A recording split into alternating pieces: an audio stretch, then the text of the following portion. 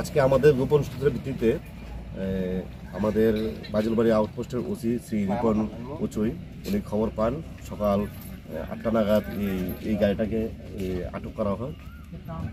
তার মধ্যে গাঁজা আছে এরকম সন্দেহ গোপন সূত্রে আমরা খবর পাই। তারপরে আমরা এখন ডিসিএম খোয়াই ওসি খোয়াই আউটপোস্টের ওসি শ্রী রিপন উচুই এবং আমরা সবাই সিভিল উইটনেসদের সামনে তল্লাশি করে এখন অবধি মোটামুটি 70 কেজির মতো গাঁজা উদ্ধার করা হয়। আরও সার্চ অপারেশন আরও চলছে, আশা করি আরও বেশি গাঁজা পাওয়া যাবে এবং দুজনকে অ্যারেস্ট করা হয়। এই গাড়ির সঙ্গে দুজনকে পাওয়া গেছে, দুজনকে অ্যারেস্ট করা হলো স্যার। ওরা মনে হচ্ছে আগরতলা বা মোহনপুর এসব দিক থেকে আসছিল, টুয়ার্ডস ওরা মানে আউটসাইড স্টেট আসামের দিকে যাওয়ার জন্য এসেছিল। গাড়ির মধ্যে এখন টায়ারের মধ্যে লুকানো ছিল গাঁজা। এই 3টা টায়ার আমরা এখন অব্দি করেছি, সার্চ করেছি। 3টার মধ্যে মোটামুটি আমরা অ্যাপ্রক্স 70 কিলোর মতো পেয়েছি। আরও সার্চ অপারেশন চলছে।